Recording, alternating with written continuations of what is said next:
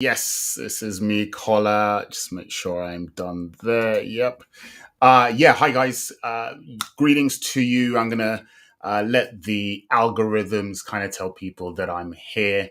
So I'll give it a couple of seconds before I go live. It's just 12:59 on my clock, so it should just be turning 1 o'clock now. You won't have seen too much promotion of this particular live session, and that is because I actually didn't think I could do today because of my legal work, which I thought meant that I wouldn't be free. And so I didn't schedule anything. And then it turns out that I was actually going to be free. So just this morning, I thought, you know what, let me quickly jump on this and do something. So I've kind of cobbled this together. So there's no slides. Not that you need slides. You'll always hear me talking about the fact that you don't always have to have slides every time you do a speech or presentation. But I often like to do it just because online it tends to work quite well. Don't have any slides. In fact, I'm going to be using a board where I'll kind of write a couple of notes. And the topic of today is relatively straightforward. It's just about the mistakes, kind of most common mistakes I see when it comes to communication generally. These are my top five. There are many more, but these are some of the ones that I have seen most commonly. And in fact, the title of this session is Top Five Little Common, Costly, Totally Reversible Mistakes That Undermine Your Communication Skills. That's kind of the way that I have built it because what I thought I would do in with this particular session is just help identify a few things that you can actually start making changes to today that will have an outsized impact on your communication skills, have an outsized impact on your communication skills. And, I raise that because I know, especially because this is the work that I do, coaching and workshops and stuff like that, that often in terms of improving a skill like your communications, it can seem like a long road. It can feel like, oh, okay, I've got to invest the time and it's going to take many, many months, maybe years before I really get to where I want to get to.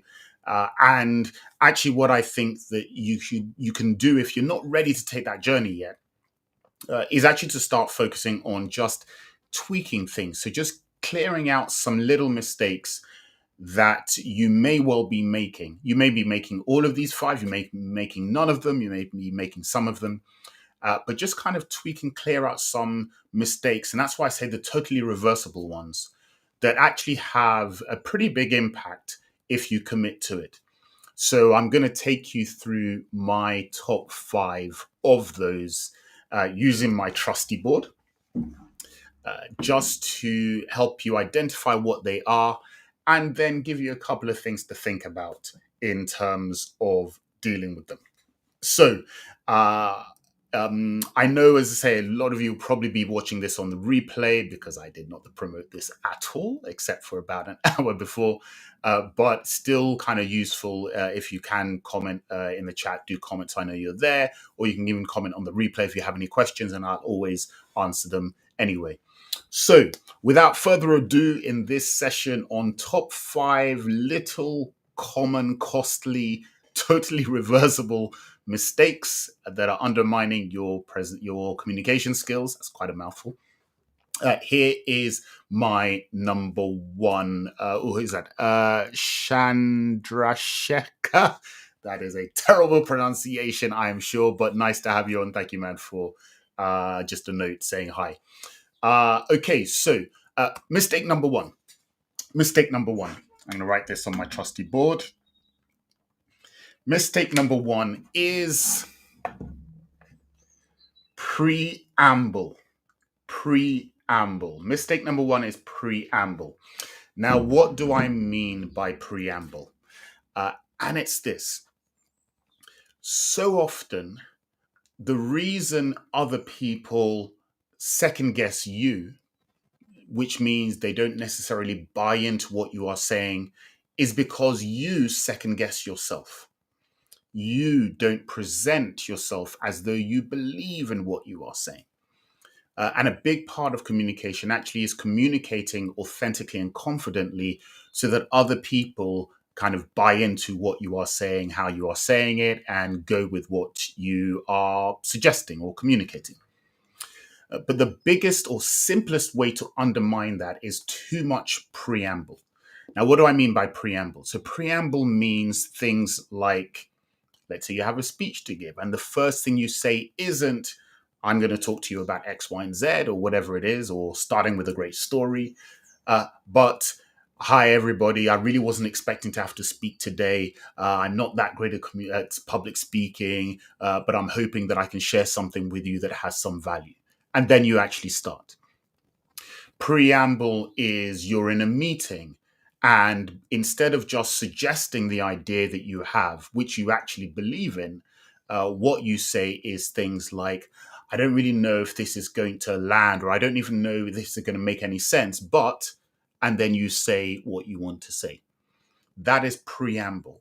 It's second guessing. It's starting with a negative, starting with an apology, starting with prevarication, starting not with the point that you want to make, but with something before it that kind of says, I'm not really that confident about this. So I want to tell you that beforehand so that you don't really think I am confident about it, so you don't take it more seriously. You know, if you think about it, as you try to rationalize it and try to explain why you do the preamble, you'll pretty quickly realize that there is absolutely no good reason for it. From a communication point of view, it doesn't have any good effect or positive effect because it actually signals to people that they should be thinking more about certain things that you really don't want them to think, right? You know, if you imagine if you start a presentation with, oh, I didn't have any time to do this, so it's not going to be, you know, as I'm not going to be very good at it or something, right? What's that going to signal to people? That's going to signal to people, well, maybe he doesn't really believe in it, right? And if you notice, I kind of did a little bit of that today. I was tricking you slightly, but because this was factually true. But I did a little bit of that today. Hey guys, I didn't really have time to, you know, prepare this and all of that, right? So I did that deliberately because what did you feel when I said that? Did you feel confident that I was going to deliver something worthwhile? Or did you feel, okay, all right, well, I'm not sure if I should stay for this or whatever, right? So preamble tends to undermine the confidence and the value of what it is you then go on to say after the preamble. So the number one little, because it is a little thing, right? You can easily do without it. You can easily start your meeting strong. You can start your presentation strong. You can send an email that doesn't have too much preamble of irrelevance. Or, you know, you can do personal stuff, right? But just not wasting people's time. You can eliminate that quite easily. It really is just a conscious choice to say, right, I'm not going to do that thing anymore. And so, number one of the top 5 little common, costly, totally reversible communication mistakes is preamble. Preamble. Too much preamble. Let's make sure. Too much preamble. Cut it out. Get rid of it. Start from the time that you actually are saying what you want to say anyway, as opposed to before that. Jay says, great start. You seem very good. Oh, thank you, Jay. Yes, thank you very much. Yeah, I tried not to do too much preamble. Well, I did a little bit of preamble actually to make the point that I wanted to make with my first mistake. But yeah, I tend to try and just get straight into things because I really want to get to the value that I'm trying to share, not expose the nerves or whatever it is that I might be suffering from at any given moment. Okay, so that's tip number 1, mistake number 1, preamble. Cut it out. Stop apologizing before you start speaking. You're second guessing yourself or showing that you're nervous or showing that you're unsure. Just set out what you want to say, stand by it, believe in it, and you're actually much more likely to be convincing to other people.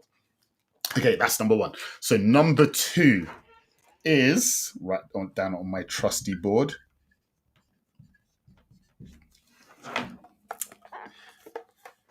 No feedback. No feedback. And What I mean by no feedback is not getting feedback. So if you think about it, let's say you bake a cake, right? Or you do dinner and you're the actual cook, you're the one who did it. What's kind of the first thing you ask people when you see them take that first bite? Hey, what do you think? Do you like it? Is it tasty? Do you want some salt? Whatever it is, right? When you do that, the first thing you think about is getting feedback, is understanding how what you put into it is being taken out by other people. All right, that's a simple example with cooking, for example, pretty much any other thing that you put out there in the world. Or a LinkedIn post, right? You love to see the likes or the dislikes. No, LinkedIn doesn't do dislikes, but you get what I mean, right? The likes, the claps, the loves, I can't remember, right? And the comments. You look for the feedback. Social media is actually based around the feedback, the interaction, because that's what lets you know how what you are saying has impacted other people. And yet, as much as we may do it with cooking, with my first example, as much as we may do it with social media, as another example, very, very often we don't do it with our communication. We don't take a moment, take some time to check in with the people with whom we're communicating to see whether what we are saying made sense, whether it connected with them in the way that you intended, whether they understood what you are saying or actually they got a completely different meaning from it, whether you were talking at cross purposes or not. So, really, if you think about it, that is the opposite of what you should be doing with communication, because communication is much more about what you say and much more about what they hear or receive. It's much less about your intention and much more about your impact. And Colleen, hey Colleen, hey, howdy, great to have you aboard. So sorry, and there are some other comments into different platforms. I can't see all of them, so sorry if you've said hi and I didn't say hello back. But I will do if I say it. So communication is much more about the impact that you have beyond the intention that you have when you communicate. And yet we so often do not take feedback. We don't get feedback. We don't solicit it. And that is such a little, because it's really a small thing, common because everybody does it or doesn't do it, costly because it means you never ever really realize what it is that people take away from what you communicate, and totally reversible because all you have to do to reverse this little common mistake is to actually do it. So that is why I say getting no feedback is actually one of the key communication skills mistakes, because if you don't do a sense check in with people as to how they receive what you communicate, you may believe that you are doing it in a super effective way. Other people will not. I was on a workshop recently, a leadership workshop actually, when I asked the question of people of, how effective do you think you are as a leader? And, people have their different views. But I remember one guy in particular was kind of, oh, yes, I think I'm a super effective leader. In fact, here's a person who's on my team right next to me. And then we looked over to the guy and said, what do you think? And he was like, well, you're not really asking me the question. I think you should, it's his view on his leadership. Let's ask him. Kind of like wouldn't commit to giving the same view of this person's leadership as that person clearly had themselves, right? Feedback. Get the feedback. Find out. Now that could be doing it formally with, your surveys and appraisals and that kind of thing. It could be doing it at the end of any meeting you've had or presentation you've given.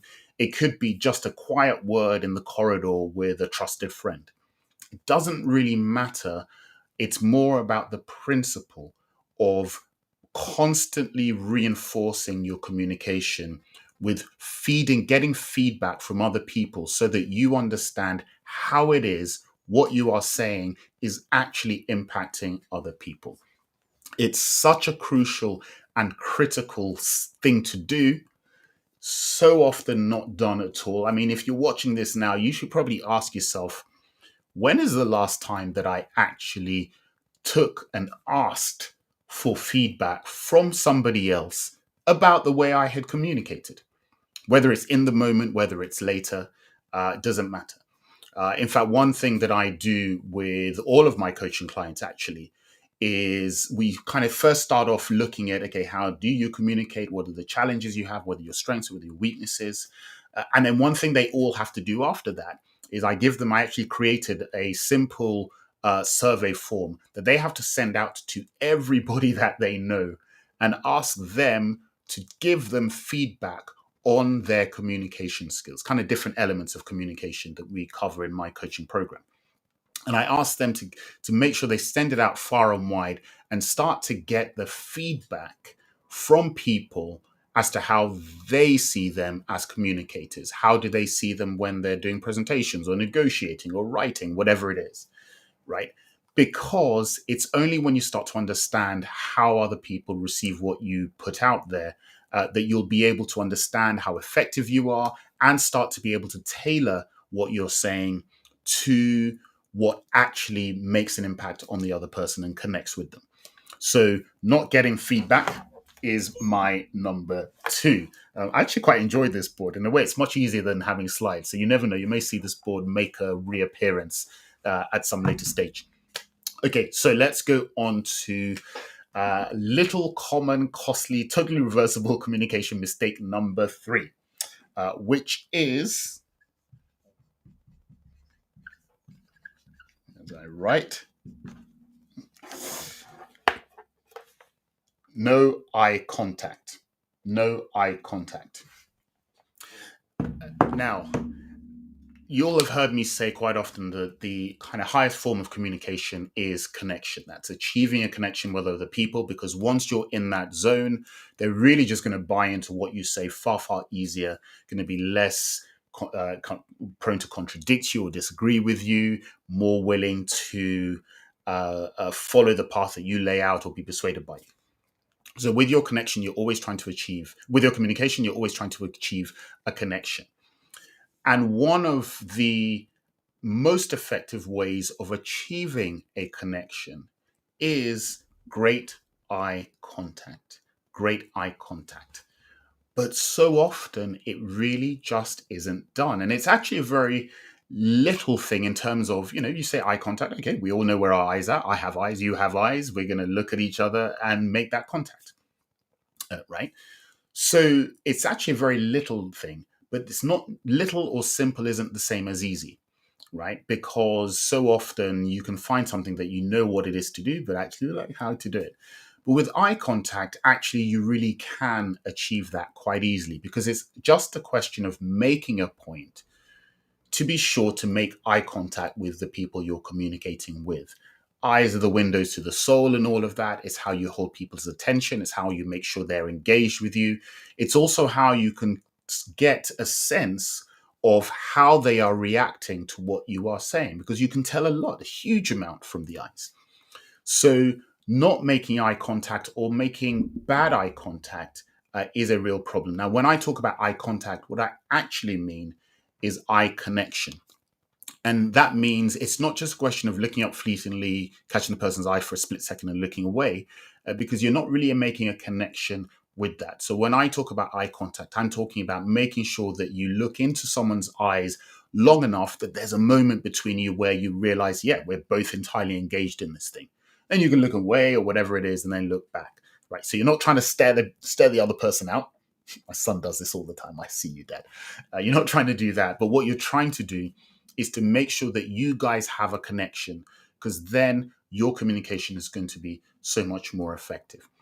And the reason I say that this is such a common mistake is that I see it in particular in two areas that are really relevant for us, especially today. The first is obviously public speaking. So often I will see people reading their notes, right? Or the worst thing, which I hate this, by the way. If you do this, stop it, stop it, stop it. Using your phone to give a presentation, you've got your notes on your phone and you're kind of using it, whatever. Terrible, because we feel when we see someone with a phone that they're just not really paying attention to us. But it also means that you are breaking connection from people. Or you look up and you look kind of above people's heads and then down again, and you didn't really make any connection with anybody else. And that really undermines your presentation, because when you actually engage people in their eyes, they pay attention much more to you. So it's a very simple, very reversible mistake. It just means look up and speak, and look at people in the eye when you speak. Not in a threatening way, right? But just, hey, I see you, you see me, we're connected. The second way in which it also affects us, especially in the modern world, is online meetings, because we spend our time looking at our screens. So, what do I mean by eye contact in the context of online meetings? Well, it's very simple. So, when you are speaking, the temptation is to look at your screen. So, if I'm going to look at myself now, because I can see myself on screen, and I can already see that although I feel like I am looking at myself on screen, that you can probably tell that I'm not looking at you, or you feel like I'm not looking at you. And that's because the camera is actually not on the screen. The camera is up there, right? There you go. The camera is up there. So when you are having online meetings, as much as you will be tempted when you are speaking to look down on the screen because it feels to you like you're looking at the person speaking, from their point of view, you are making no eye contact. So what I want you to do, and this is the totally reversible part, right, is just when you are communicating on screen, when you are actually the one doing the speaking, look up and look into the camera. It'll feel artificial because you're not looking at yourself, right? And you're not looking at somebody, but look up, because that's going to mean from their point of view, you are looking at them, you are making eye contact. And that's going to make your communication much, much, much more powerful, especially in an online context where we're kind of a little bit disconnected anyway. So look up to the camera rather than looking down at your screen. If it feels a bit artificial, you can do stuff. So I always show this. I got a picture of my kids. Look, oh shit, this is shows you how prepared I was for this one, right? I got a picture of my kids. Oh, sorry, there. Picture of my kids, and I got a picture of my mentor, the late Chief Bolage, who sadly has passed away. And those are directly behind, put it back up, directly behind my camera. So every time I'm looking at the camera, actually, I'm kind of seeing them. And it just, I don't know, makes me feel warm, makes me feel more personal, I guess, just because I'm not looking at a little black circle that camera webcams tend to be. So that is mistake number, what would be 3, making no eye contact. And it's totally reversible because you just have to choose to that I'm going to do it more. Okay, so mistake number 4. Mistake number 4 is too much info. Too much info, too much information, giving too much detail, too much data. It's a mistake because you don't get greater outcomes just because you give more information. You are actually giving them something to forget. So, been a lot of research done on this. There's a guy called Carl Ebbinghaus, as a scientist who looked into how we retain information, and in particular, the speed at which we forget information. And effectively, it's kind of like within an hour, you've forgotten about 50% of what you heard anyway. So, if you think about it, the more information you give to people, the more you are giving them to just forget. And it's also not necessarily more persuasive. It's not more impactful. So stop focusing on giving loads and loads of information as though that is the thing that is going to convince people the most. Other research is done on things like people shopping. They've shown that there's kind of a thing called kind of basically too much choice, almost like analysis paralysis, where if there are too many products on offer, people get overwhelmed and then they end up buying nothing at all Whereas if you narrow the choices on offer, people feel they can take it in more and then they can actually think much more about what they want to do. I have that with TK Maxx, by the way. Oh my gosh, I hate that store. I hate that store. It just feels like a jumble sale. Too much stuff. My brain can't compute. Other people love it, my wife. But for me, it's like, no, I just want things simple, clean and clear. And that works in particular in communication skills. If you overload people with information, if you give too much, they just won't be engaged in any one part of it, or they will disengage from most of it. So, for instance, this is top 5 common mistakes. There are loads. I could have done a top 60, right? But the point is that would be far, far too much information, and you're less likely to take any of it away if you feel that it's just too much. Take the classic, PowerPoint presentations. I always say, people, pare it down, pare it down. If you give people a slide and it's got loads of charts and bullet points and everything on one slide, it's far too much information. People are just not going to consume any of it. Whereas if you pare it right down and you kind of eliminate a load of stuff and reduce it just to the necessary core elements, people are going to be much more interested and engaged in it. So mistake number 4 is giving too much information to people. It won't make you more persuasive. It won't make you more communicative. It will just give people more to have to take in, which means they're going to take in less. And it also means they're going to forget more.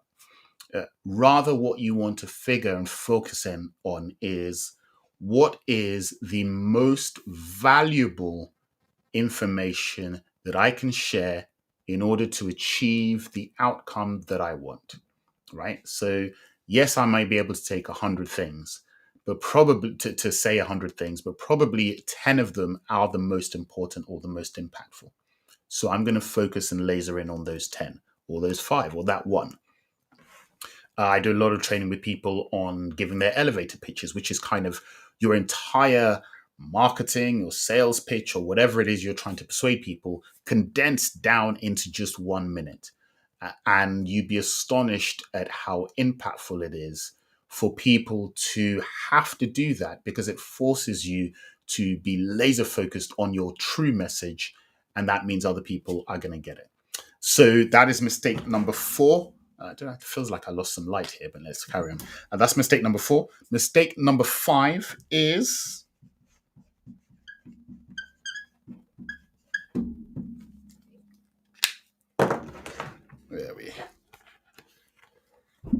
not listening. Not listening. That is that probably would actually be my top communication skills mistake, if I was really to say it, or someone was to ask me which one. But it's not listening. I know when we think about communication, we're thinking about what we are saying or doing or putting out into the world, writing whatever it is. But I can tell you that one of the single most effective methods of communication is to listen far, far more than you actually speak. And it is such a simple mistake to make, to assume that you're the one that needs to be speaking if you want to be considered a good communicator. It's actually the opposite. If you are the one that seems like you listen more and you pay attention more, so that you only speak when there is something of value to say, so that people feel that you hear them, you understand them, you empathize with them, that is going to go so much further with helping you be a great communicator than if you're the one always talking. So listen more, invest more time in listening, paying attention, asking probing, proactive questions that mean that they talk even more. It's such a simple thing. So often mistakes are made on it in terms of people just not investing the time to listen. And actually, all you have to do is to choose that really is what I want to do or be known as, and it will pay massive, massive, massive dividends from a communication point of view. Brittany, hello, Brittany. You say, I love the point about having too much information and data. I think a lot of managers prefer more data because it makes your team look more productive, but it's just not digestible for those listening and watching. Absolutely, Brittany. A lot of people, a lot of managers in a way, almost hide behind that in terms of that is the proof of the work, right? So it's focusing on the activity as opposed to the outcome. Whereas if you focus in on not, I have to give huge amounts of data, but actually what I need to share is the thing that's going to make the most, have the most value, that's going to impact change or be transformative or inspiring or innovative or change minds. That is different to having lots and lots and lots of stuff for them to see and think about, right? You know, if you went into a store and they had three items on the shelf and one of them was the exact thing that you had been looking for all your life, you're going to be much happier than if you go to a store and see 1,000 things and you never find that one thing that was there that you really wanted. In fact, you're probably less inclined to even search for it. So that is really the thing about too much data and its impact. So thank you, Brittany, for that. Thank you guys for this. This is, again, my kind of lunchtime short session. So it's just a quick snippet to help you guys really kind of get to grips with your communication skills. As I always say, there is much more to communication. I'm passionate and love it. Reach out to me if you're watching me on LinkedIn or any of the social media. You see my links and just reach out to me. I've got loads of free stuff, got a newsletter. You can reach out to me for a session where you and I actually discuss if you're really serious about wanting to take your communication to the next level. I do a lot of coaching, got a great program that I'm sure you would love. Another comment in here. Jay says, you have 2 ears and 1 mouth for a reason. Yes, 2 ears and 1 mouth for a reason. Listen twice as much as you speak. And you'll see yourself right. It's a good hallmark for leaders in particular, if that is what you are or what you aspire to be. Stephanie, hi Stephanie, says too much information. Oh my God, that is me. Stephanie, I don't know if I believe that actually, but I do agree with you that, yeah, too much information is a major, major problem. And it's so easy to get sucked into it, to feel like, oh, yeah, I've got to say more, as opposed to focusing in on saying less, but making what you do say really count. MEK, hey, MEK says, thanks, caller, loved it. Hey, great to see you. Thank you guys for being here as well. So look, let me put up the 5, slightly over my half an hour, but I'm sure you guys will forgive me. Here's the 5. Preamble. Stop second guessing yourself, making apologies before you speak. Just tell them what you want to say. Not getting feedback, get feedback, basically, right? Speak to people, whether collectively, whether individually, whether in a survey, whether informally, but get a sense of actually how people are taking what it is you are saying and doing from a communication point of view. Number 3 was no eye contact. Actually make a point of making eye contact with people. It has a massive impact of how connected they feel to you. In particular, online, remember, don't look at the screen when you are speaking. Look up when you are speaking. So when they're speaking, you look at the screen because you've got to see what they're saying and how they're saying it. But when you're speaking, look up, and then it will feel like you are making eye contact with them. And number 4 is too much info. Yeah, pare it down. Pare it down. The more you say, the more they'll forget. The less you say, the more they'll pay attention. And finally, not listening. Yes, as Jay said, 2 ears, 1 mouth for a reason. Listen double the amount that you speak, and you will actually hear much more. And therefore, when you do speak, it's going to have much, much greater impact. Cool, guys. Thank you very much. Trying to get the angle here. There you go. There's the top 5, or my top 5. There's loads of those more. Reach out if you want help with me. Look at the links, and we'll talk a bit more about your communication skills. See you guys on the next one. Cheers. Bye-bye.